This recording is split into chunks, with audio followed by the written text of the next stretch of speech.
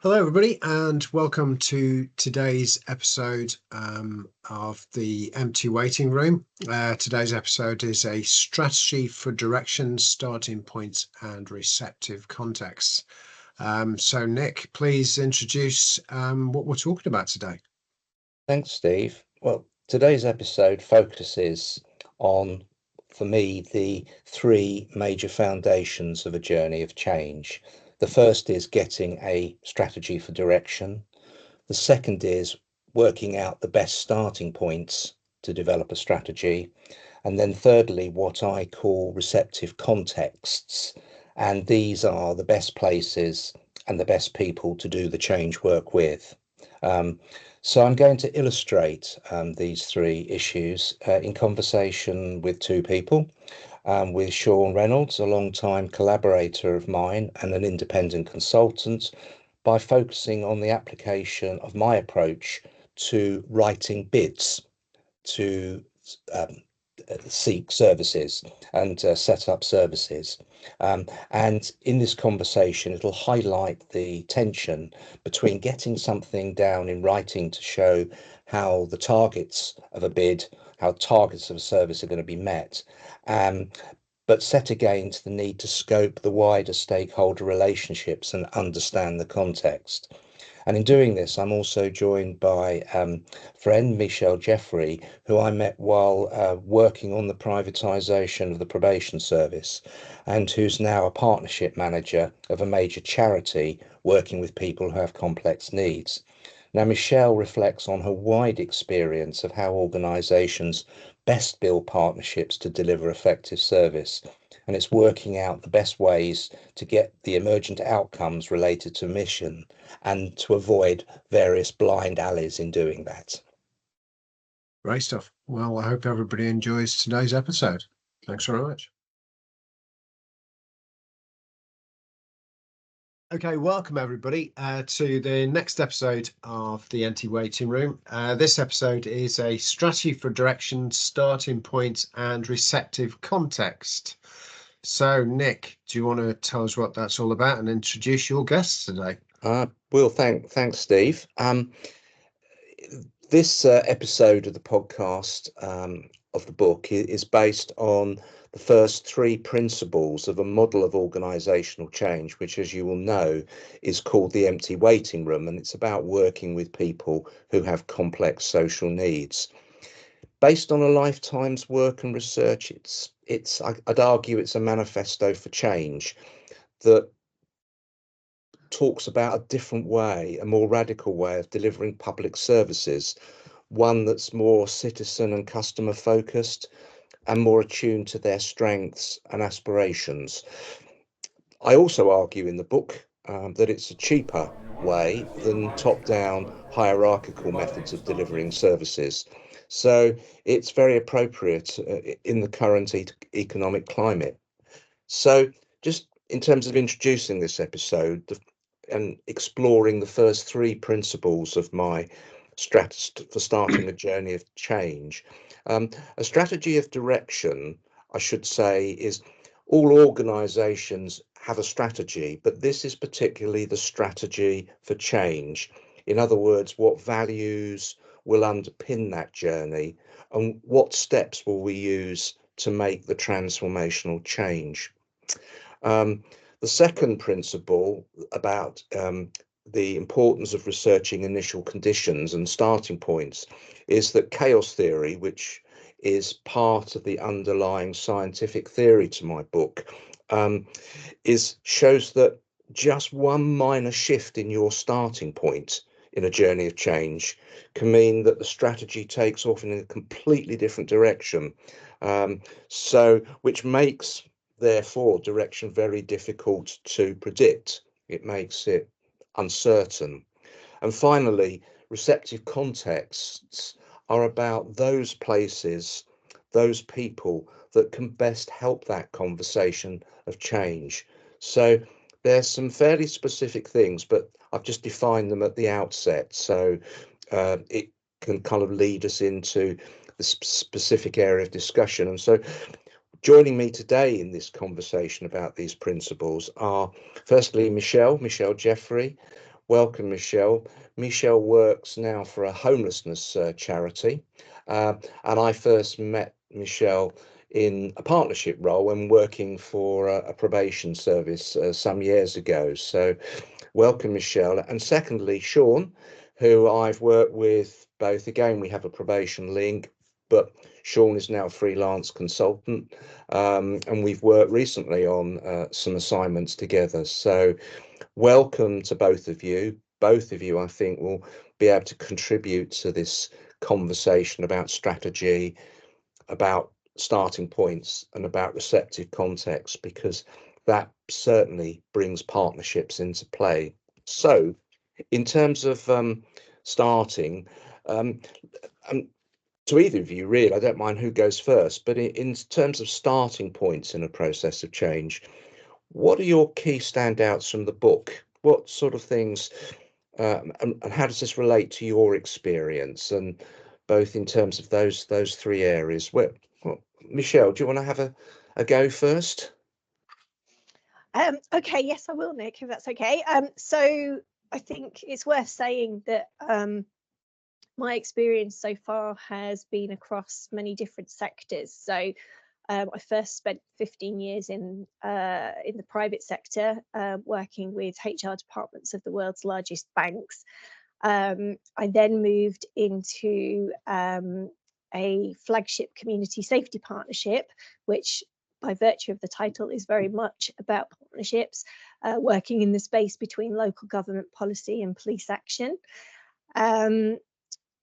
I then moved into the Probation Trust, which is where I met Nick, first of all, and we had many conversations about the privilege of working in a partnership role and the honour of working at the boundary of an organisation and the multiple partners that it relies upon really to achieve its objectives. From there, I moved into the private sector for a short while, didn't like it, and then moved to the wonderful role that I'm in now, which is as a business development and fundraising manager here at a homelessness charity. So in terms of, first of all, to say, Nick, thank you for inviting me to be part of this discussion today. As you know, I'm a fan of yours. I think the book is really exciting, very interested in systems thinking anyway, so it's a great way to bring all that together. For me, the standout parts of the book really are around outcomes. So starting points are very often dictated. So, you know, commissioners of services are very much focused on the outcomes that they expect to see, and therefore the start is already there. And I think you say in your book in chapter 4, targets almost invariably relate to those set by the organisation and not the individual customer. And the last few days I've been rereading the book, and I think it's got me quite excited actually in the fact that there is one opportunity in my current role where we can really start from the beginning or the end, if you like, in a way that your book sees as the ideal.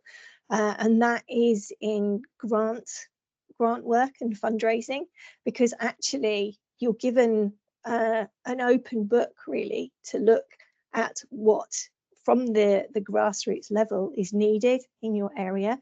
So your starting point can be absolutely the people with complex needs who really decide themselves where they want to go, and that sort of social conformist way that the government sometimes expects people to follow to an outcome, it can actually be, what do they need, what do they look for? And a grant application allows you to actually start at the end, which, you know, has made me think about things in a very different way. So that really has been a kind of seed change for me in my thinking here. Good to know that the book is having some impact on Oh, practice. absolutely, of course it is. Sean, do you want to sort of pick that theme up and also introduce yourself and perhaps your experience and background as well? Yes, thanks, Nick. So as you said, my background is in probation.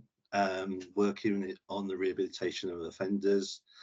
But for the last 12 years or so, I've been a freelance consultant, and some of the projects we've worked on together have been putting bids together for services to help rehabilitate people. And that's one of the reasons I really enjoyed reading the book, because I could see how the principles you talk about in the book had informed your practice during those bids. Because initially I kind of thought, well, bids aren't the ideal scenario for the sort of approach you're proposing. There's a hard stop deadline. Generally you're having to work very quick.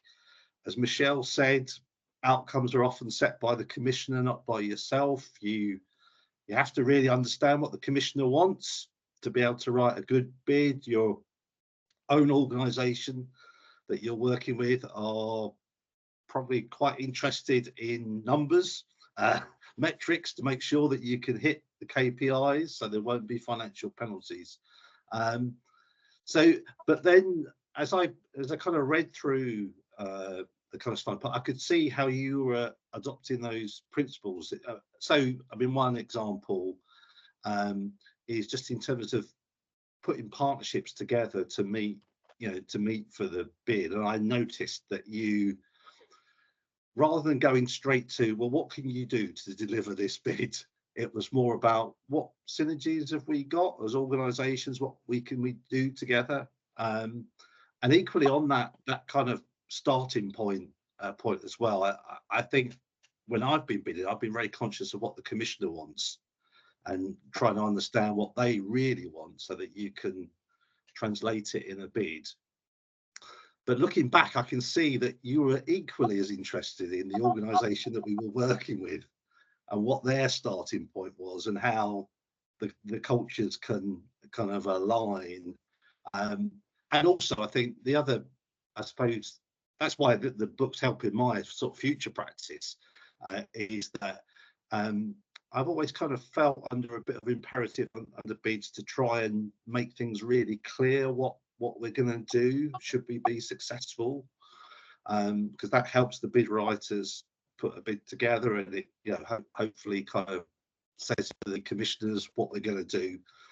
But of course, some of it, and I think you've demonstrated that in your partnership work, is to leave some space so that the service can actually evolve and emerge. And whilst we've got the outcomes or the outputs that we need to meet for the commissioner, we can still have our own outcomes of what we really want the service to achieve, which might be a little bit wider, a little bit more difficult to nail down than what the commissioners are, but you can still work in that way. So so as I said, I really enjoyed reading the book. One, because I could see how it had, those principles had worked through you, and also, as Michelle has said, really just giving me prompts for how I might approach things differently in the future.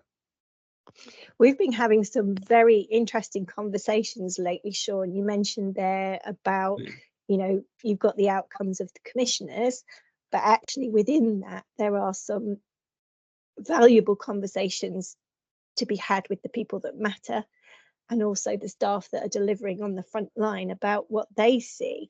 And because we work directly with the people that Nick's talking about in the book, which is people with extremely complex needs, people from extreme multiple disadvantages, is, very often in a commissioning outcome, they're very big outcomes. They're moving to independence and, get a job.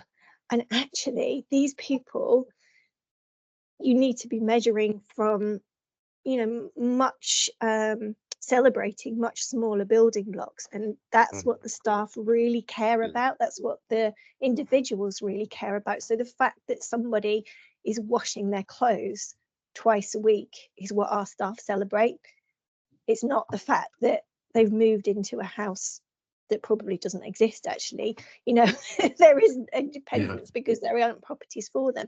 But for our staff and for our service users, it's those little wins that they celebrate. And that, interestingly, we've been having a lot of conversations internally, that is what the staff are proud of. And it's trying to capture that and sell that in a way to the commissioners that this is what you need to be looking at. These are the things, you know, you're expecting too much to start with, and you're setting goals that people can't reach. So yeah, well, that's a cumulative change, isn't it? So all those little bits, like you know, having a bit better personal hygiene, feeding themselves properly, eating the right food, all those types of things, just living a slightly better life where they can make those early changes within their control, so they start taking control of their life, makes it then easier for them to try and find somewhere to live. Not and it's easy, almost but easier. that being the starting point of those. What are the little wins? What are the things that our staff and our partners really value?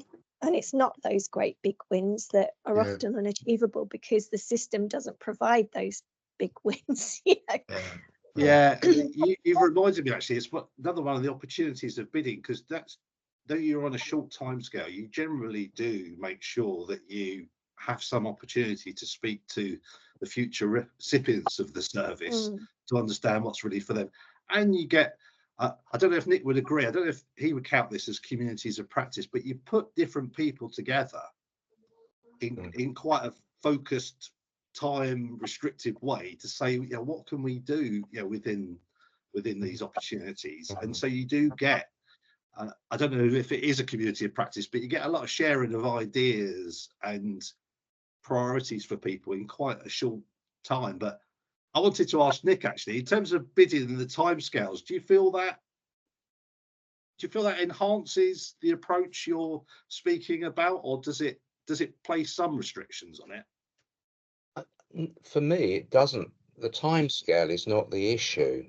The issue is the approach. And I recall, Sean, I mean, a piece of work you and I recently were involved in. I think we ran into the buffers simply because we didn't work out some of the values that were important in the contract. We didn't go back to basics and say, the particular group we were looking at, you know, which were people with very complex needs, to actually say, how are we going to get their engagement in the process?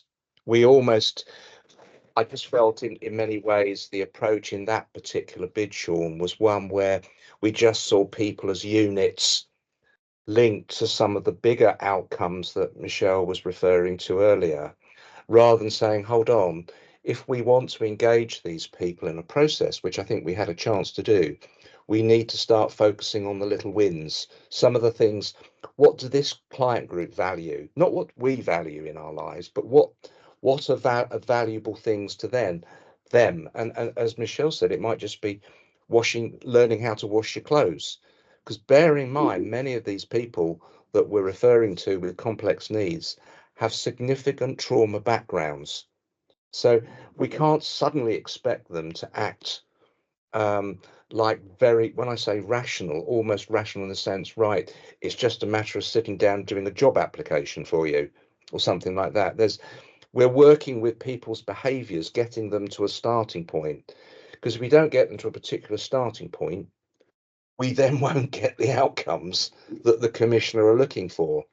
And I think for me, it's actually sometimes being brave in some of these bids and saying, well, actually, to get the outcomes you're really after, what we need to set out for you are some of the little wins that we'll focus on first of all to get.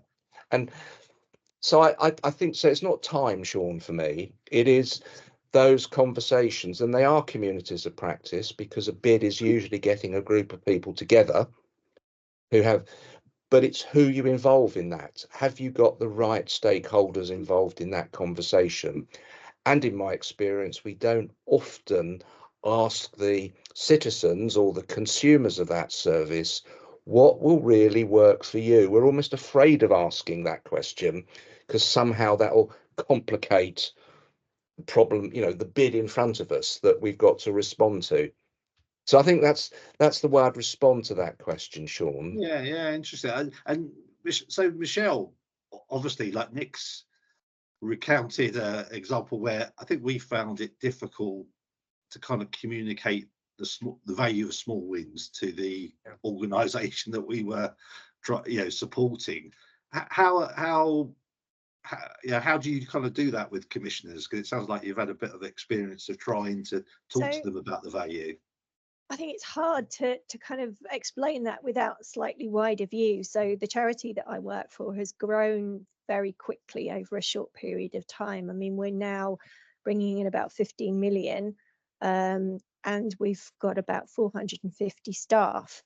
And what we have are a wide number of projects who to a certain extent are self-organising, as Nick describes, and are very good at reacting to their environments. And what that leaves then is the question of what's the identity of the charity itself as an organisation, and how do we, one of the biggest quandaries at the moment is how do we keep that closeness of the projects to their environments, and that includes working with local partners and working with the service users that they do, or whatever they're called in that particular project, but also keep the identity and purpose of the charity and provide, obviously we provide, what is it you call it in your book, Nick, the designed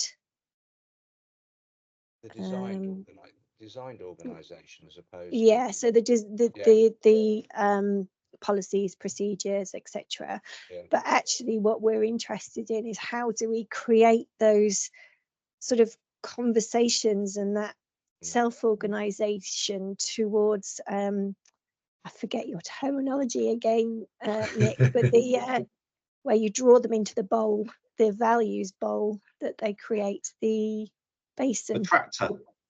Attractor basin, thank you. So how do we capture that attractor basin and create those conversations? So one of the things that we've done recently, and we've misnamed it and we need to think of a better name for it, but we've started delivering audits, which in itself sounds completely counterintuitive to what Nick explains in his book. But actually what this is about is managers going into each other's services and just asking, what does quality look like in your service? Is it a conscious decision?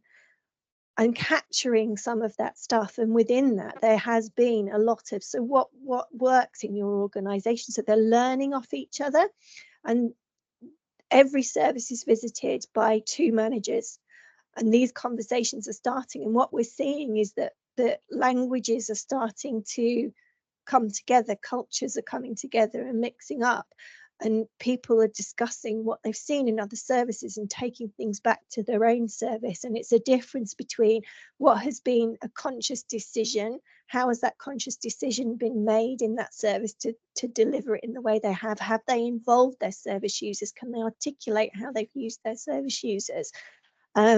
So it's this wonderful kind of conversation that started to happen across the organisation every year. So we're on the 2nd phase now. And actually what we're getting from that conversation is what should the charity be there for?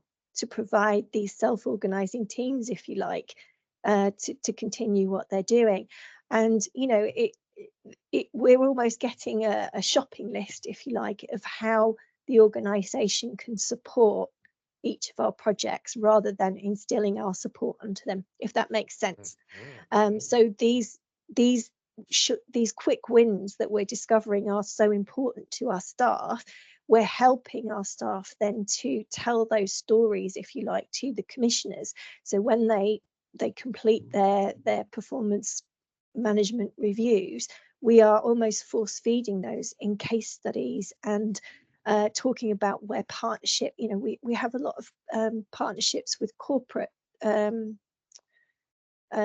social responsibility and the corporates and how they can be part of what we do. So all that work is also going into the feedback to the commissioner as well, so they can see how we're interacting with the environment and how important the environment is. Because just the other day I had a corporate group into an accommodation-based support service, and what those residents got from that experience of seeing these corporate people coming to their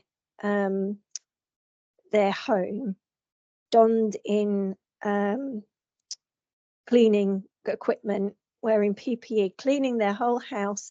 They were bringing out chocolate bars for them, the residents were. They were having conversations. And just that in itself was an intervention.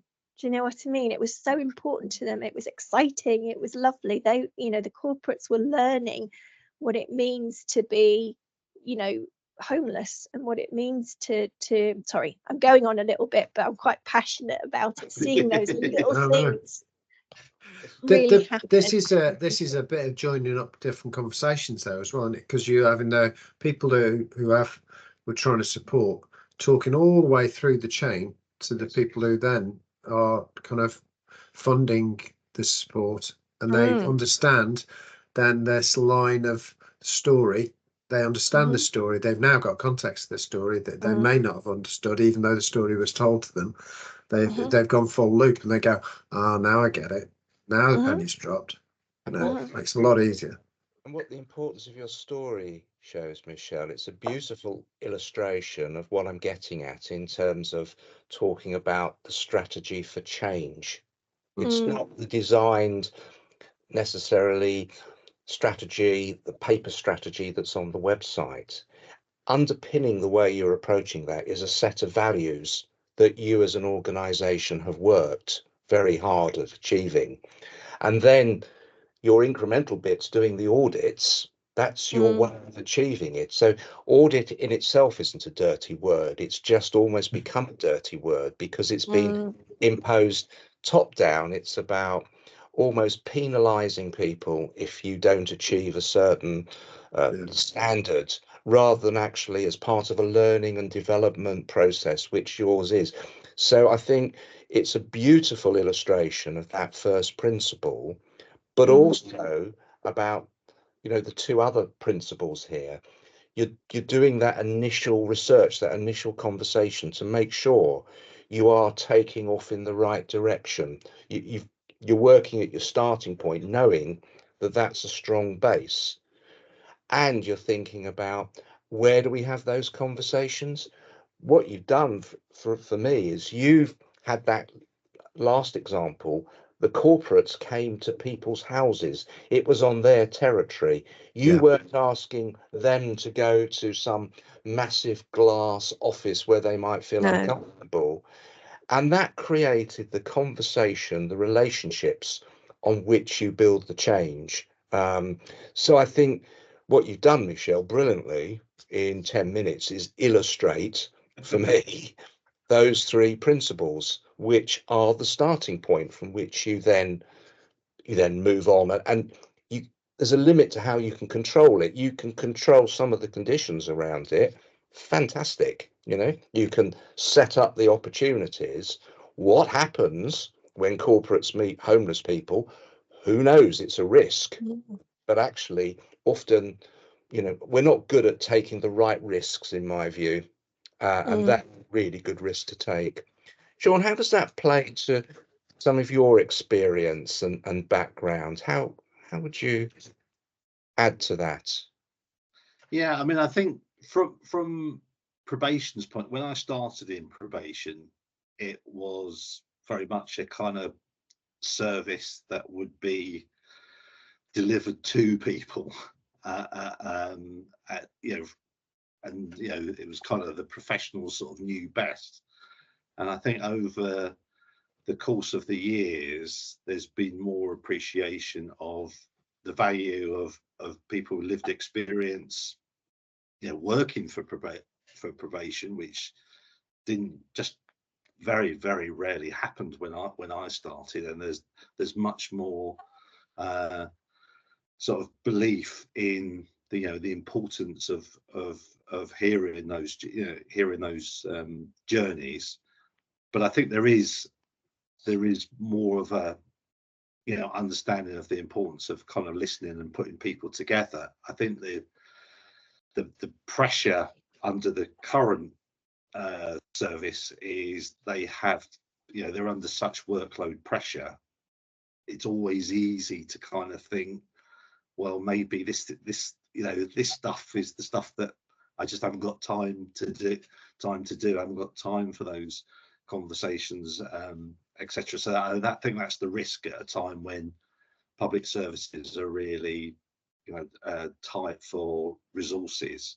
But I think certainly during my time in probation, the importance of stories as well, for really bringing home a point that people from different perspectives can understand. I think that's become increasingly important as well. Sorry, Michelle, were you about to add something? I was going to say, actually, I think that's where in the book you talk about nudging, and I certainly nudge a lot. So if I know that there's a topic that is hot, everywhere I go, because I visit the organisation a lot, whether it's to take corporates, whether it's to go and do business development discussions for a bid, whether it's to go and, I don't know, talk about a capture in a case study, I will drip feed conversations. So the audit, for example, if I hear people talk about how scared they are of the audit, I will talk about the importance of the audit in terms of just being conscious of the decisions that we're making. Why are we making the decisions we are? What does quality look like? So that's one of the things I've been discussing with people all over the organisation. And then I hear it come back to me, which is really lovely, because I know, having worked here 6 or 7 years now, I know where the hubs of kind of influence are. I think I know where I can drip feed things to start conversations off. And that idea of nudging, I think, is a really, and the network of kisses. I love that kind of light touch, light touch kind of. So recently I've been working on communications, because I think, being a charity, we don't have big communication team. In fact, it's me. It's all done very informally, and actually having conversations with our board about how can we understand where those networks already exist, and how can we feed into those networks, how can we use those influential points. And when resources are thin on the ground, as they are for all of us at the moment, I think that is a very valuable way of starting to get people having the same conversations and therefore feeling able to make changes themselves. I mean, does that make sense? It does. It certainly makes sense for me, because we need to think of life as networks rather than as hierarchies. And that phrase you quote, a network of kisses, comes from a scientist called Carlo Rovelli, who is very much into chaos theory and quantum theory. And he says, basically, at the end of the day, all life are relationships. Nothing comes into being, nothing comes into existence without relationship. So, to make strategy happen, to move on from, the starting point and to find the right places, it's all about building those networks of change. So for me, networks are a really important concept in all this. And I think, Sean, going back to your point about, what happens when you're under pressure, always becomes an excuse for saying, for me, people say, oh, well, that's an add-on, consulting with people who use the service, or actually we've just got to specify, we've just got to get on, let's get something out there. And actually, for me, I suppose I've worked in public service now for 45 years, and there's always been this conversation, we're too busy. I remember it from my early days in the probation service, people saying, oh, we can't do this, we're too busy. Well, why are we too busy? I think often that becomes an excuse for not doing things in a different way. And I think public finances at the moment actually mean we've got to do something in a different way. We've got to see this as an opportunity, and we've got to try and, where we can have that opportunity of having that conversation with people, promote a different way of doing things. Otherwise, we'll just get more of the same with less. And people Yeah, will but still be people will still be frustrated. So yeah, and I guess to achieve that, you've got to, you've got to be brave as an organisation, haven't you, and encourage that, that sort of bit, across the piece. And yeah. I think that, certainly for some public sector organisations, that in itself could be challenging. Yeah. Can't it? But that goes back to your points about culture and values, doesn't it? Yeah. Well, we have the same challenge because we do a lot of automation, so we do voice AI and stuff like that. And the point is, it doesn't have to be all of it. It can be small, so you can start off small and get some sort of traction in a small way and see what those outcomes are. So if you want to approach something differently, you just try it and see what the results are and see how it works. And it's not the bravery doesn't have to be massive usually. It just, you need to have space, that little bit of headroom to go, well, okay, main thing is this, but let's try this little piece over here and see how that works as an alternative approach. And if it does, then we can scale it up and do something different. But this, even getting that starting point is really challenging at the moment. Just getting that bravery just to go, let's try this slightly differently. Let's think about this differently. Let's take this feedback we've gathered and do it differently. And I think that bravery, like you said, is hard to find. We've got some local authorities and some organisations that do, but not many. And I think tricky. Working in a charity gives you that freedom. Yeah. I mean, we've got a wonderful chief exec here who sadly is about to retire. Right. However, I've heard him have conversations before, which, having come from probation myself, I find quite shocking.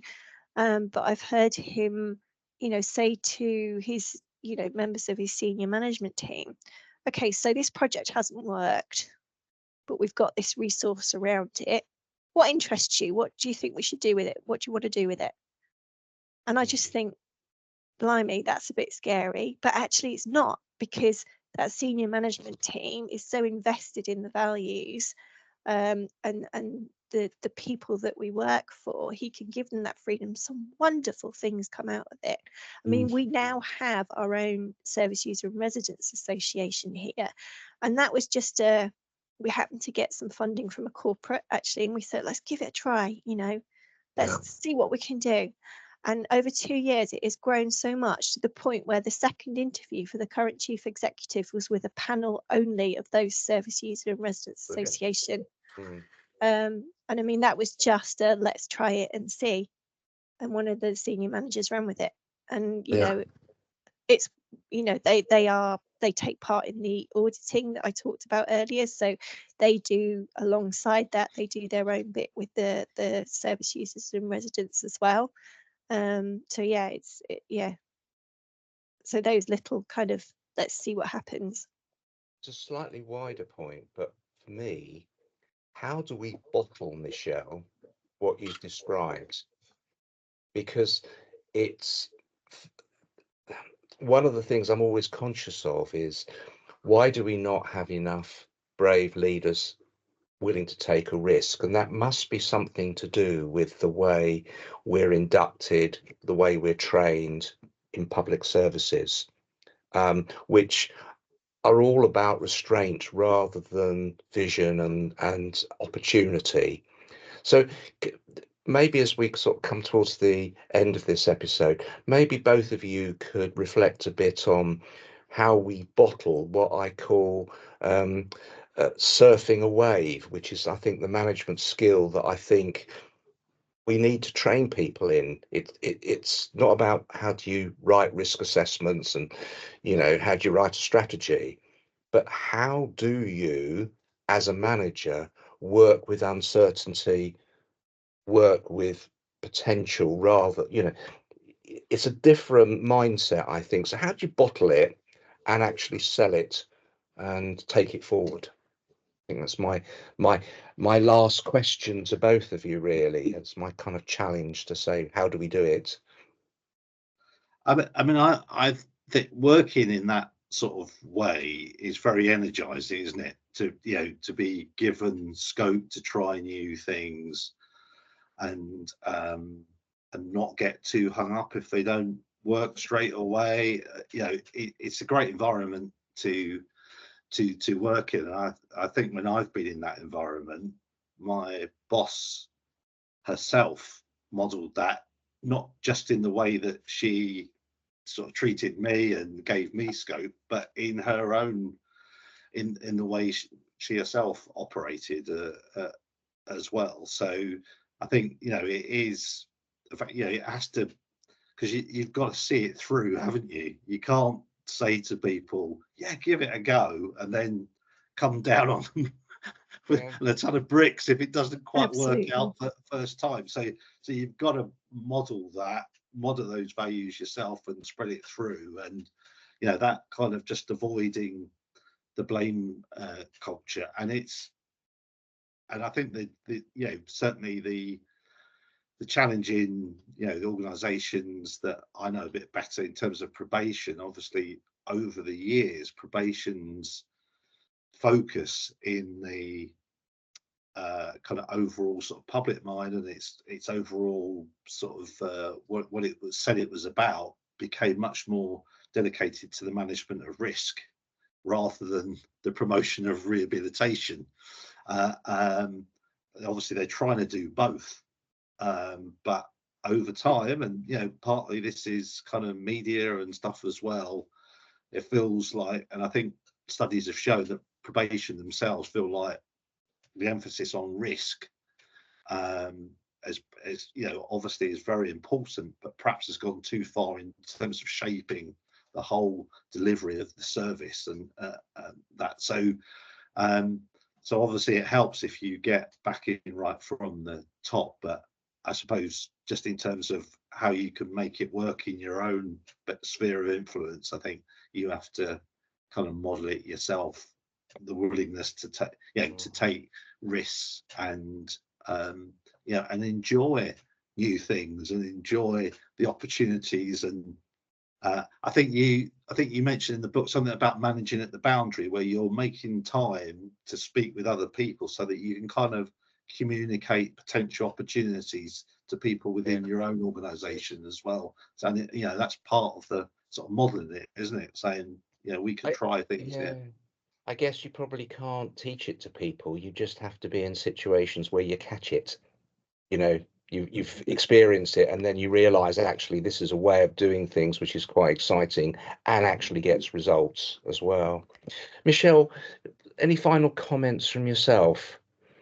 Yeah, I mean, I kind of echo what Sean says. I think there's two things really that get in the way of the empty waiting room, if you like. One is the awful term of forensic performance management, which strikes me as extremely expensive. And the case study that you use in your book, I forget the location now, where the commissioners allowed lots of local self-organising provisions to run a system themselves, which I think was lovely. I'd love to know how that sort of continued and what the results of that were ongoing. But I think that forensic performance management really can get in the way of creativity. And the second thing is the risk, because I think the second thing is competition, because we're in an environment here on the South Coast where there are lots and lots and lots of different charities doing lots and lots of different things, and there's a lot of overlap, and we're all scrambling for small pots of resource, and new things are being created all the time that create repetition, and I don't know the answer to that, but I think it prevents us working as a system. Because I think when you do see different organisations working together. Because I mean, one of our services, we are part of a system of, and there's 3 or 4 different providers in that, and on a ground level it does work beautifully. It works really well, not with the freedom that you describe in the book, because there are some very rigid outcomes in there. But I do think, you know, the scrabble for resource does And work against it to a certain extent. and just my final thought on that, Michelle, is that not only does competition work against it, it actually takes in itself a lot of public money in terms of setting up the competitions, which could be better used in a more collaborative sense. Because, as you know, many organisations are full of bidding teams, simply as a job. Is that a good use of money? Well, that's, I guess, a judgment call, really. There is public money involved, so maybe, but it's how you do that competition, how we play them. So, I mean, thank you both, Sean, Michelle, for what has been a really stimulating debate about, you know, how do we get this whole model of the empty waiting room off the ground. You know, it's, you know, we can see a vision, but I think we've got to continue to work at that vision. And clearly, Michelle, in your organization, you're trying to do that. And I think Sean's description of your, you know, work, how we try to work with bids, you know, trying to actually, as far as we can, push some of this agenda. So anyway, thank you ever so much for your time. Thank you for taking part in a really stimulating conversation, and I wish you both the best in your respective Thanks, Nick. challenges going forward. So thanks, and thanks, Steve, Nick. for hosting this. No worries. Thank you very much. Nice meeting you all. Thanks Cheers. all. Enjoyed it. Likewise. Bye.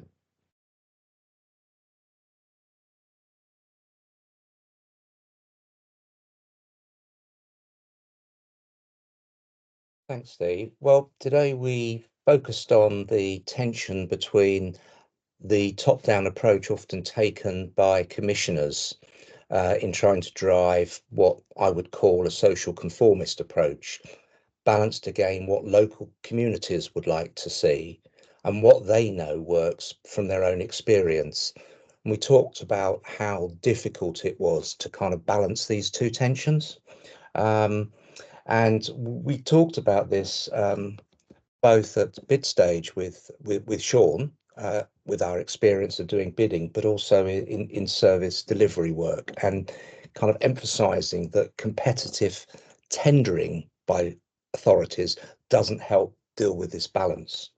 Yeah. From that, we went on to highlight what we measure specifically. Do we measure the big building blocks of outcomes, of big picture stuff, or do we measure the small incremental gains that are important to local people, which allow them to take control of their lives? And it reminded, we covered this concept of, Michelle reminded me of this concept in the book called attractor basins, which is a concept from complexity and chaos theory, but in essence links to this issue of self-organization being the best way to link organizational identity and purpose, and to do that in operational terms. And Michelle then went on to highlight how her organization do this, to kind of link everyday practice to organizational identity and purpose through quality peer-led audits, not by managers. And finally, it highlighted the best places to have those conversations, so that we have them on the territory that's familiar to service users, territory that's familiar to the communities, so that it's about it's about enabling those conversations to take place on territories that people in receipt of the service feel comfortable with, and it reduces those sort of barriers to conversation to create those important networks of change. And then with Sean at the end, we talked about how we need in public services these days to balance much better the risks on the one hand with rehabilitation and resettlement. And it's almost in public services, we've gone to the other extreme of kind of focusing entirely on risks and not on people's strengths to build the communities they need. Let's go over again what our takeaways are for this episode.